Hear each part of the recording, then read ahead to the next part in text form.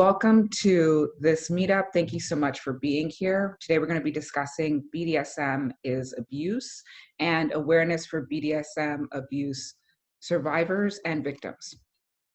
So what is BDSM? BDSM, the letters stand for B stands for bondage, D stands for dominance and submission, S stands for sadism, and M stands for masochism. So the term sadism comes from Marquis de Sade, who was alive during the 17 and 1800s. Now, after coming back from the 7-Year War, he began his criminal life. And he was violent, extremely violent. And because of his actions, they coined the term sadist from his name. So he would go to brothels and he would abuse prostitutes to the point where the brothels were talking to each other and saying, do not leave him alone with any of the women. He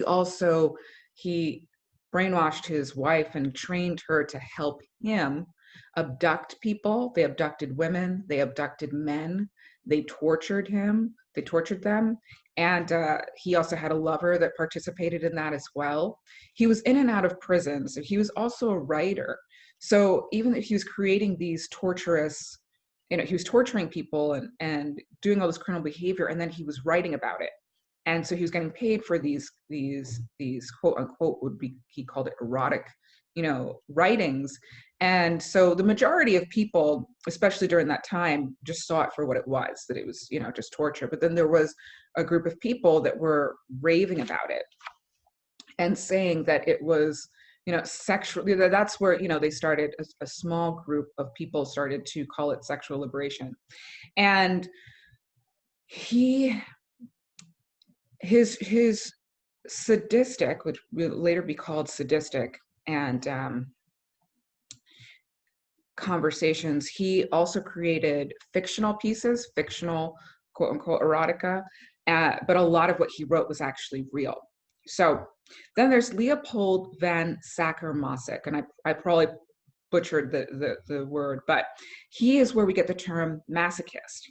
So he wrote, there's a book called Venus of Furs, which became a very well-known quote unquote erotic book.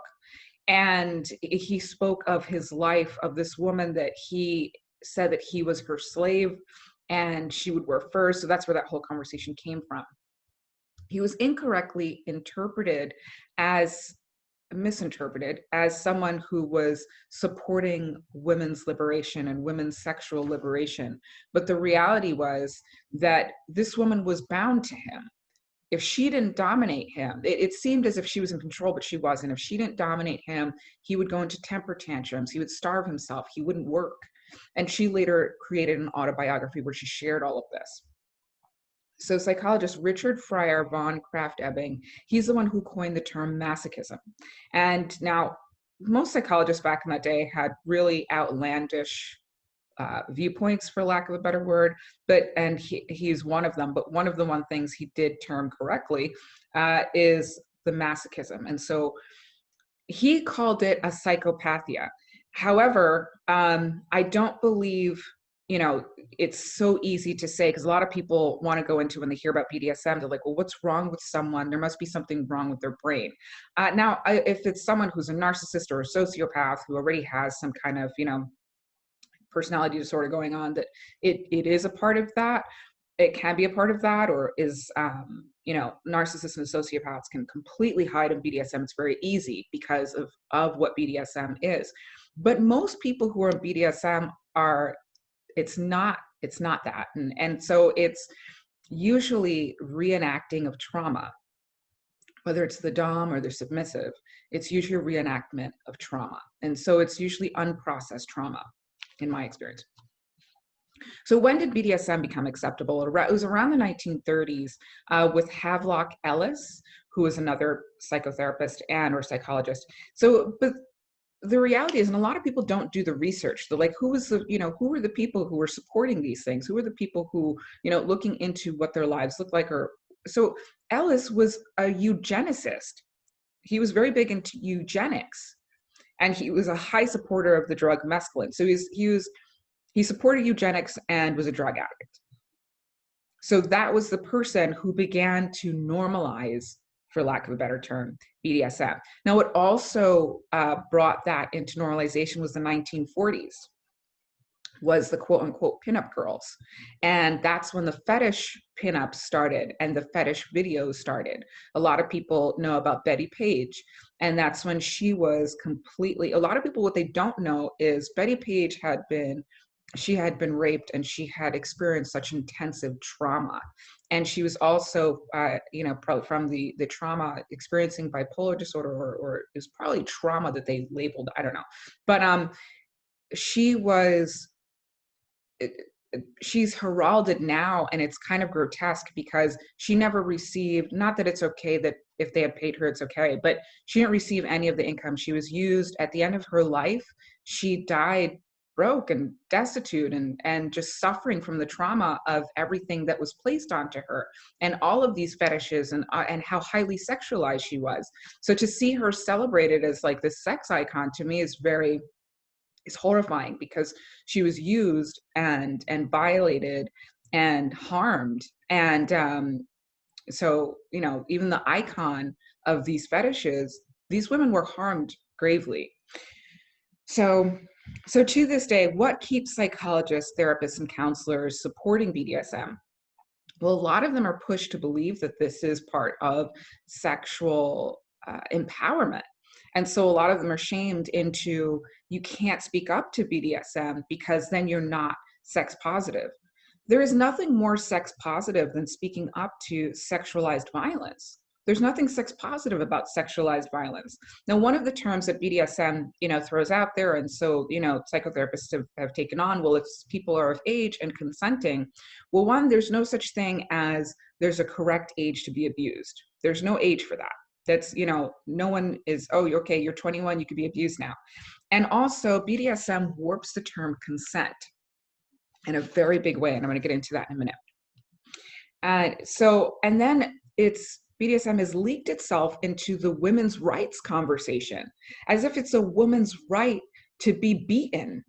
This, to me, is just such this so grotesque, is that it's been, misperceived as women's rights and women's liberation and women's sexual liberation. There's nothing sexually liberating about being bound and gagged and beaten, and there's nothing sexually liberating about doing that to another human being. So I think it's really important that we question, because a lot of times we pay attention to people who are in authority, but we need to start recognizing our own authority, which is our sovereignty, and recognizing that if our body feels like something is off, we need to listen to that. And nobody of any authority has any right to say that that's not right. So when there's authorities who are pushing BDSM, we need to question that, because a lot of times there are, therapists are human. So one of the easiest place to hide a sex addiction is therapy and sex therapy. So we need to really pay attention to those of authority who are pushing it, and recognize our own authority in our sovereignty to say no to abuse. So these are some of the gaslighting tactics of BDSM. So the motto is safe, sane, and consensual. I was a professional dominatrix for 13 years, and I was going to create a school on it. I had already started the curriculum. I was going to be training DOMs. I was going to be training submissives. I was going to be training switches. A switch is a person who identifies as both, who either subs or dominates back and forth. So I had already began a curriculum. I had already been writing out the courses. I had already been working on the timing of the courses and everything. And I had been spouting this rhetoric my whole life. And one of the things I'd say, it's safe. If it's not safe, sane, or consensual, it's not BDSM, it's abuse. Fine. So then I had to put that to work. And I have explored, because of this, I had explored BDSM in ways most people never had. I tried to see if there was something spiritual about it. What I realized, I was like, oh, but I've gone into a trance-like state. That must mean it's spiritual. No, any rhythm, including can create a trance-like state. There's also the disassociation that can come up as well, that might create the illusion of a spiritual experience, but it's actually a survival mechanism, and it's disassociation. So BDSM often gets credit for what is not BDSM. you can pat, any type of rhythm will send the mind into a trance-like state, which creates BDSM as an even more dangerous place, because once a person is in that deep state, anything can be injected into their mind.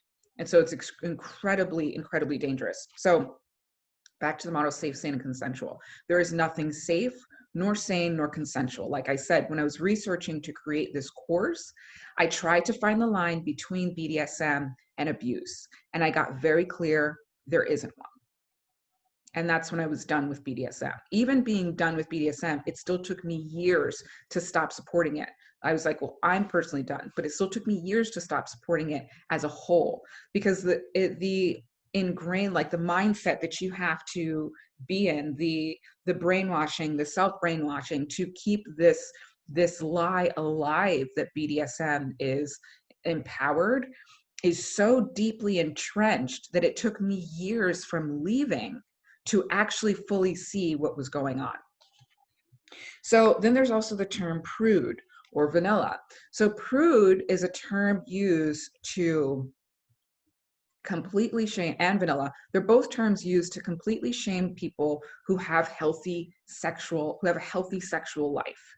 So vanilla is a BDSM term for anyone who's not in BDSM. So that term itself creates this superiority conversation where it's BDSM, anyone who practices BDSM is sexually, more sexually knowledgeable, or more sexually empowered, or just in general as a person more advanced than everybody else. So there's a superiority conversation built into BDSM to already place anybody who is sexually having sexual health and very aware that BDSM is abuse beneath those of BDSM who are practicing BDSM and who are practicing the sexualized violence, because it also is set up so that those in BDSM don't start to question themselves. Because if you're superior, that anything what someone else says that's inferior to you is null and void. So it's another way to keep those in BDSM in BDSM. Because if anybody questions you, they're already inferior.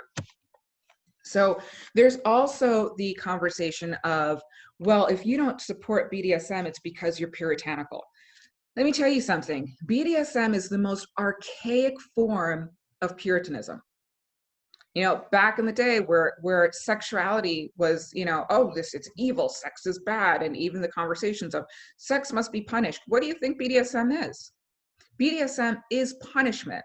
So I tell people now, no, I don't support BDSM because I love my sexuality and it's beautiful and it's healthy and I don't need it to be punished. I don't need my sexuality to be punished. Why would I be a part of BDSM? Now, another thing that BDSM does is puts the word play after violence to create the illusion that what someone's doing is playful. So what this does is it triggers the inner child. We're going to go play. And what's actually happening is these people are being lured in, and their inner child is being hooked by the word play. So, needle play. There's no such thing as play. It's people are being poked with needles, like needles going through their skin, blood coming out. This is what's called, it's not play. Someone's putting a needle through you. Blood play, which is it hides what's happening in it. Blood play, which first of all, nobody should be playing anyone's blood, which is problematic to begin with. And people will say, well, but we use gloves. That's really beyond the issue. But so people are being cut. They're being cut by knives. They're being cut by scalpels. They're being cut by all sorts of things to the point they bleed. Then there's erotic play, the electronic, it's the electric, like erotic play, which is, there's this thing called a violet wand. And people are like, oh, well, it's just like a very low level electricity. Yeah, but that goes higher. And everything in BDSM is to introduce you to something at a low level, and then it increases. Your body eventually starts to normalize that level and you need more. So there's no such thing as, electric erotic play. That's, and then there's also race play. What this means is racism, flat out.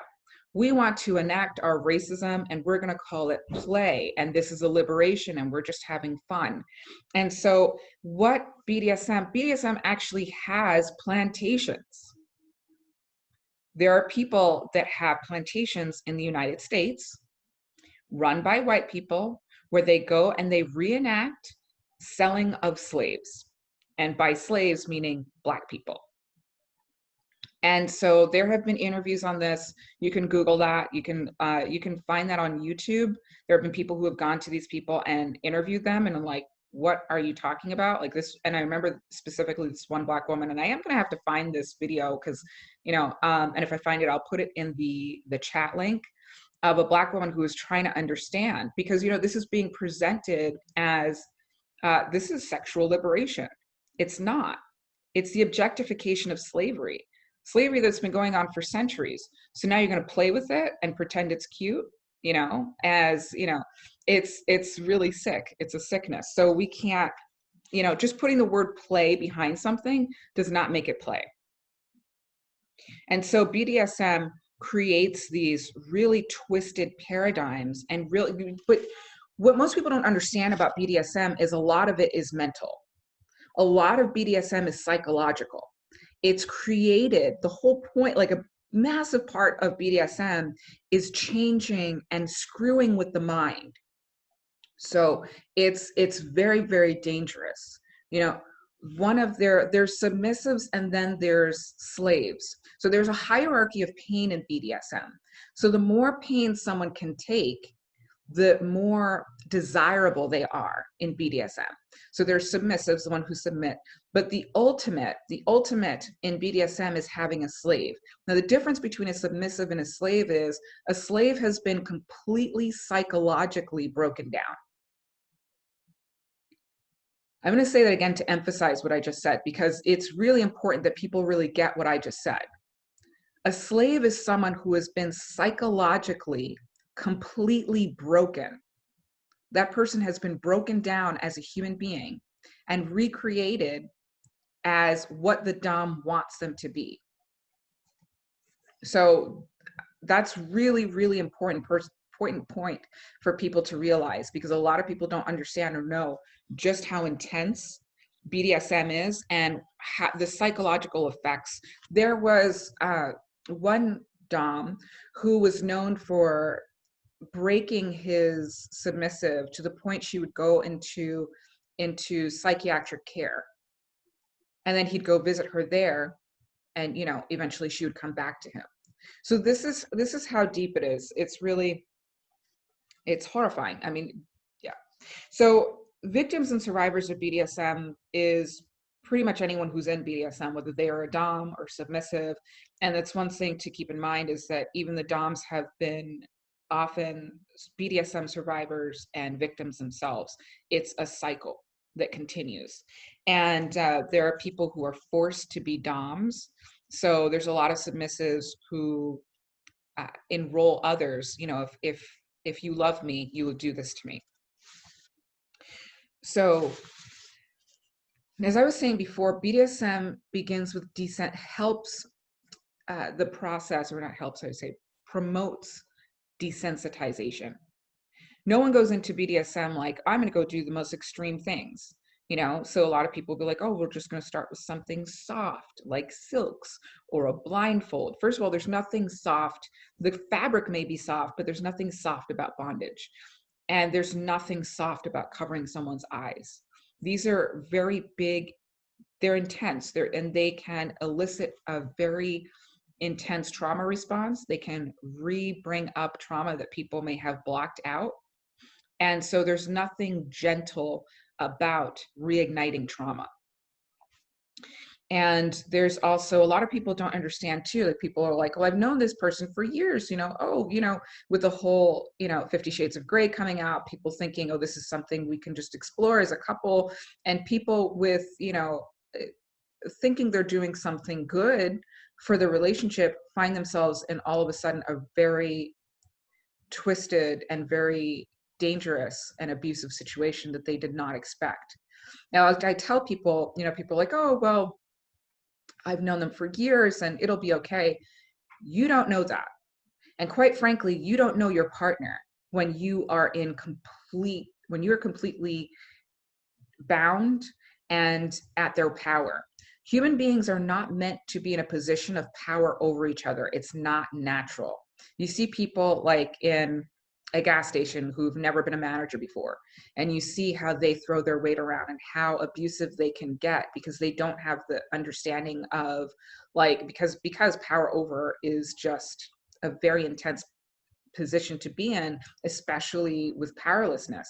So imagine that, but now you have a bound and naked person who is completely in a space of they can't get away. You don't know what's going to happen. People's minds switch when they're in power over. There have been so many studies about this, like those people with the prison guards and that were pretending to be prison guards, and that there were prisoners. If you haven't seen that study, I believe it was in the 1970s, where they tried the study of what happens.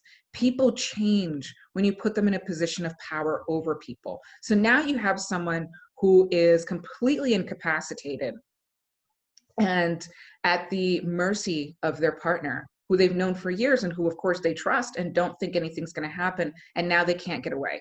There's nothing benign about it. It's extremely dangerous. And once that wakes up in a person, you don't know who that person's going to be from there on out either, not just in that moment. So things, they start like, oh, we're just going to try little things, but then it moves to bruising and branding and electrocution. When I started into it, I saw this thing called suspension. And if you don't know what suspension is, it's hanging from shark hooks. And there'll be people who will say, oh, that has nothing to do with BDSM. Those two worlds are completely merged, BDSM and suspension. There's no separation between those worlds. So I started off, when I saw that, I was like, oh my God, that's crazy. I would never do that. A couple years later, I was doing that. I was hanging from shark hooks, this, and that's not normal.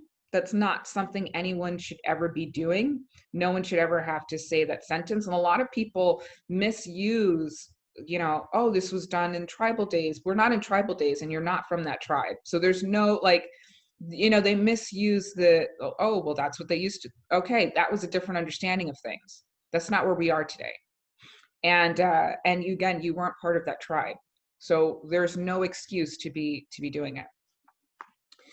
And so everything started very light for me, and then I was electrocuted with a cattle prod. These are not things that I thought was going to happen when I first got into it. I got into it with the same thing I think most people do, like exploring and wanting to see what it is. But I had one of the things that was a big pull for me was I come from a long line of trauma. So my understanding, and I was molested when I was 8. So I have a very violent introduction to sexuality and to life. My life was trauma. My whole life was abuse. So to me, a continuation of that only made sense. And I didn't even see it as abuse. So BDSM also promotes rape. And again, with the same way, adding the word play after it. And rape reenactment. And you'll hear some rape survivors saying, this is very empowering for me. I get to, recreate my rape and I get to have power. That's not empowerment. It's recycling the trauma and it's re-traumatizing. And it's when someone doesn't have the tools to heal, the brain can only cycle and cycle and cycle to try and make sense out of it, but that's not healing. That's being stuck in a trauma loop. And that's why a lot of victims and survivors of rape or violence watch horror on loop. Like it's like that re-traumatization, that adrenaline rush, like slasher films and stuff like that. So the rape enactment is a very violent, it's rape, but the reason that they call it play is it takes the onus off of the rapist, because When a woman's raped by this, you know, and a lot of when people say yes to this, they don't understand psychologically the reality of what they're saying yes to. When you say play at the end of it, it helps diffuse the reality of what's there. So people say, yeah, okay, let's do it. And then, you know, this guy comes through the window, rapes this woman. She's horrified over what happened. And now there's a list, there's emails or text saying, you know, if he goes to court of law, no, she said she wanted this. And this is how BDSM warps the conversation of consent and also keeps the criminal justice system from actually getting justice for these people. So BDSM creates intimacy avoidance. It's not actually erotic because abuse cannot be erotic. And BDSM is a scarcity of exploitation, not the abundance of connection. So also people deify DOMs. A lot of times people are looking for a spiritual connection. So they confuse submission with surrender, and they confuse a DOM with a higher power. No human being is a higher power. It's not possible. Even for atheists, there is a higher power. In my experience, what I've interpreted the atheist higher power to be is integrity. So there is a possibility for a higher power, but it's not within, if it's outside of religion, but it's not a human being. So when DOMs are deified, this is really dangerous because it places this person as if they're some kind of spiritual individual, when the reality is they're just being abusive. And that creates a deeper gaslighting of, oh, what I'm experiencing is spiritual. I'm learning how to surrender. No, this is submission, not surrender. And it's actually a deeper form of control. So there's nothing powerful of domination. It's power over. And power is not about having power over. Power is the connectivity and connection with each other. BDSM is not powerful. It's actually powerlessness to the abusive and deadly cravings. So there is no joy in BDSM. There's no space for joy in domination and restriction. And the reality is, I call this the emperor has no clothes, if you're familiar with the story. And BDSM is the emperor. And I'm here to tell you, the emperor has no clothes. He's been naked for the entire time, and it's time that we see it. Thank you for being here and listening.